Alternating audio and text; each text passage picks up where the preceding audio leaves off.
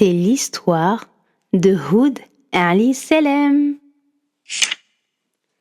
Il y a très longtemps, dans le désert d'Arabie, vivait une tribu appelée les Ad. Les Ad étaient des géants qui construisaient de grands palais luxueux. Ils étaient très forts et très fiers, mais ils ne croyaient pas en Allah et adoraient les statues. Ils disaient souvent « Qui est plus fort que nous ? Qui peut construire des palais aussi grands que les nôtres ?» Dans cette tribu vivait un homme nommé Houd.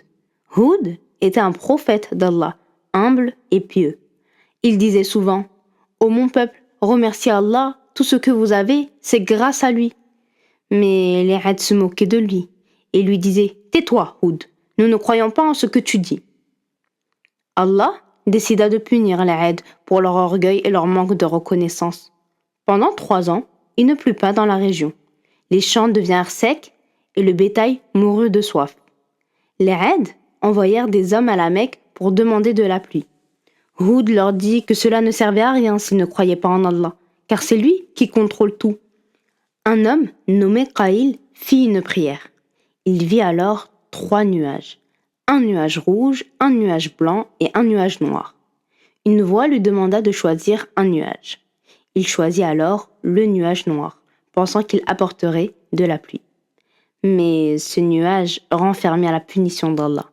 Allah envoya des anges pour transporter le nuage vers le peuple des Ad. Qaïl revient chez les siens et leur raconta ce qui s'était passé. Mais les gens riaient de lui et ne croyaient pas à ses histoires. Quand ils virent le nuage noir arriver, ils étaient très contents, croyant que la pluie allait enfin tomber et sauver leur récolte. Mais ce nuage apporta un vent glacial qui détruisait tout sur son passage, même les grottes où ils se réfugiaient.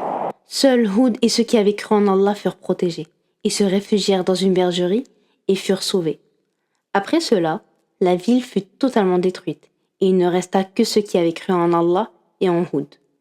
Et c'est ainsi que les Ad apprirent trop tard l'importance de croire et de remercier Allah.